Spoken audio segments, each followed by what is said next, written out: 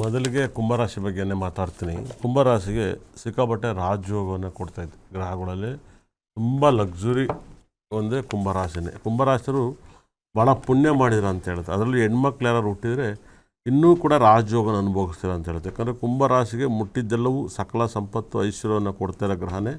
ಎಲ್ಲ ಗ್ರಹನೂ ಕೂಡ ತುಂಬ ತಾಂಡವಾಡ್ತಿದ್ದಾವೆ.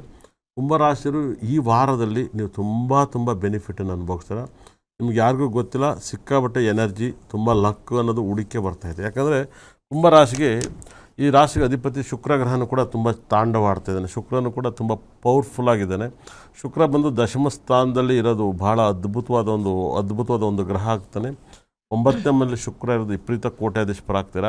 ಅದೇ ಥರ ಗುರು ನಿಮಗೆ 6ನೇ ಮನೇಲಿ ಕಟಕ ರಾಶಿಲಿರೋದು ವಿಪರೀತ ರಾಜಯೋಗನ ಕೊಡ್ತಾನೆ. ಏಕಪ್ಪ ಇಷ್ಟೊಂದು ರಾಜಯೋಗ ಕೊಡ್ತಾನೆ ಅಂದರೆ ಅವನು 2ನೇ ಮನೆ ಧನಸ್ಥಾನ ಶನಿನ ನೋಡ್ತಾನೆ. ರಾಶಾಧಿಪತಿಯಾಗಿ ಧನಸ್ಥಾನದಲ್ಲಿದ್ದು ಧನಸ್ಥಾನವನ್ನು ಗುರುಗ್ರಹ ನೋಡೋದ್ರಿಂದ ನಿಮಗೆ ಕುಂಭರಾಶಿಯವರಿಗೆ ದುಡ್ಡು ಅನ್ನೋದು ಹುಡುಕೆ ಬರುತ್ತೆ. ಮತ್ತು ಬುಧಗ್ರಹ ನಿಮಗೆ ತುಂಬ ತಾಂಡವಾಡ್ತಾನೆ. ಬುಧನೂ ಕೂಡ 10ನೇ ಮನೇಲಿದ್ದಾನೆ. ಕುಜಗ್ರಹನೂ 10ನೇ ಮನೇಲಿದ್ದಾನೆ.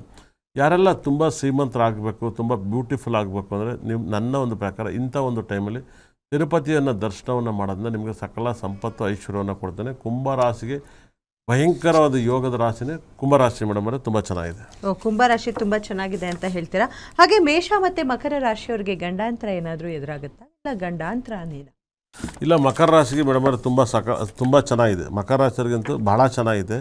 ಯಾಕಂದರೆ ಮಕರ ರಾಶಿಯವರಿಗೆ ತುಂಬ ಬ್ಯೂಟಿಫುಲ್ ಅಂತ ರಾಶಿ ಮಕರ ರಾಶಿ ಆಗುತ್ತೆ. ಯಾಕಂದರೆ ಮಕರ ರಾಶಿಗೆ ಇಷ್ಟೊಂದು ಚೆನ್ನಾಗಿದೆ ಅಂದರೆ ಮಕರ ರಾಶಿಗೆ ಸೂರ್ಯ ಮತ್ತು ಬುಧ ಗ್ರಹನೂ 10ನೇ ಮನೇಲಿದ್ದು ವರ್ಷದ ಮೊದಲ ಅಂತ್ಯದಲ್ಲಿ ಹೇಳ್ತಿದ್ರಿ ನೀವು ಮಕರ ರಾಶಿಯವರು ಮಕಡೆ ಮಲಗ್ತಾರೆ, ಮಕರ ರಾಶಿಯವ್ರಿಗೆ ಸರಿಯಾಗಿಲ್ಲ ಅಂತ.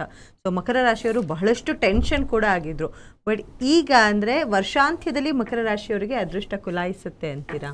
ತುಂಬ ಜಾಸ್ತಿ, ಸಿಕ್ಕಾಪಟ್ಟೆ ಜಾಸ್ತಿ ಇದೆ ಮೇಡಮ್ ಅವರೇ. ಯಾಕಂದರೆ ಮಕರ ರಾಶಿಯವರಿಗೆ ವಿಪರೀತ ರಾಜಯೋಗನ ಕೊಡ್ತಾ ಇದ್ದಾರೆ. ಯಾಕಂದರೆ ಕುಜನೂ ಮತ್ತು ಬುಧನೂ ವಿಪರೀತ ರಾಜಯೋಗದಲ್ಲಿ 11ನೇ ಮಲ್ಲಿದ್ದಾನೆ. ಕುಜ ಬುಧ 11ನೇ ಮಲ್ಲಿದ್ದು ಇದು ಅಪರೂಪ, ಭಾಳ ದೊಡ್ಡ ಅಪರೂಪ. ಕುಜನೂ ಬುಧನೂ 11ನೇ ಮಲ್ಲಿದ್ದಾರೆ. ಅದು ವಿಪರೀತ ರಾಜಯೋಗನ ಕೊಡ್ತಾನೆ. ನನಗೆ ತಿಳಿದಿರೋ ಪ್ರಕಾರ ಸಿಕ್ಕಾಪಟ್ಟೆ ರಾಜಯೋಗ ಇರೋದು ಮಕರ ರಾಶಿಗೆ. ಮಕರ ರಾಶಿಯಂತೂ ನಿಮ್ಮ ಲೈಫಲ್ಲಿ ಊಹೆ ಕೂಡ ಮಾಡೋಕ್ಕೆ ಸಾಧ್ಯಕ್ಕಲ್ಲ.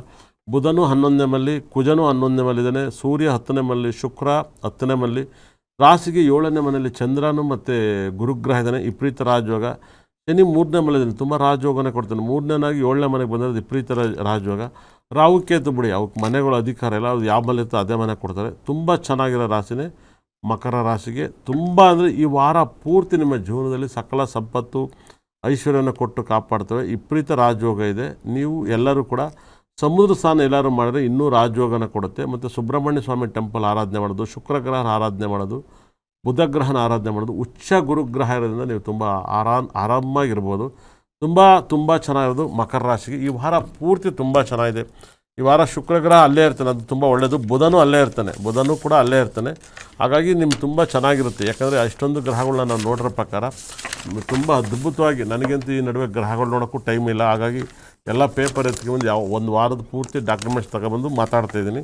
ತುಂಬ ಚೆನ್ನಾಗಿದೆ, ತುಂಬ ಚೆನ್ನಾಗಿದೆ. ಮಕರ ರಾಶಿಗೆ ತುಂಬ ಚೆನ್ನಾಗಿದೆ ಅಂತ ಹೇಳಿದ್ರೆ ಮೇಷರಾಶಿ ಹೇಗಿದೆ? ಮೇಷರಾಶಿಯವ್ರಿಗೆ ಏನಾದರೂ ಗಂಡಾಂತರ ಇದೆಯಾ ಅಥವಾ ಅವರ ರಾಶಿನೂ ತುಂಬ ಚೆನ್ನಾಗಿರುತ್ತೆ ಈ ವಾರ? ನೋಡಿ, ಈ ವಾರ ಮೇಷರಾಶಿಯವರಿಗೆ ಮನೆ ಹಾಳಾಗೋಯ್ತವೆ, ಮನೆ ಮುಂಡೆ ಮುಚ್ಕೋಯ್ತವೆ. ಯಾಕಂದರೆ ಮೇಷರಾಶಿಗೆ ಕುಜ ರಾಶಾಧಿಪತಿ 8ನೇ ಮನೆಗೆ ಹೋಗಬಾರ್ದು.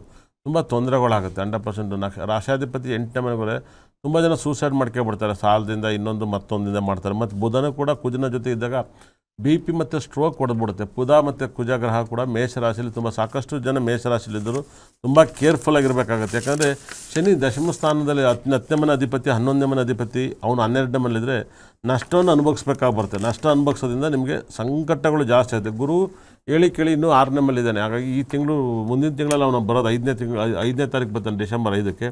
ಹಾಗಾಗಿ ಗುರು 4ನೇ ಮನೇಲಿರೋದ್ರಿಂದ ಕೂಡ ತಾಯಿಗೆ ನೆಮ್ಮದಿ ಇರಲ್ಲ. ಹಾಗಾಗಿ ಮನಸ್ಥಿತಿಗಳು ಸರಿ ಇರಲ್ಲ. ಮತ್ತು ಇದೇ ಟೈಮಲ್ಲಿ ಭಾಳ ಮಿರಾಕಲ್ ಏನಪ್ಪ ಅಂದರೆ ತುಂಬ ಚಂದ್ರನು ಕೂಡ ನಿಮಗೆ ತುಂಬ ತೊಂದರೆ ಕೊಡ್ತಾನೆ. ಯಾಕಂದರೆ ಚಂದ್ರನು ಕೂಡ ನಿಮ್ಗೆ 6ನೇ ಭಾವಕ್ಕೆ ಹೋಗ್ತಾನೆ. ಮೇಷರಾಶಿಗೆ ಈ ವಾರ ಪೂರ್ತಿ ಹುಷಾರಾಗಿರಿ.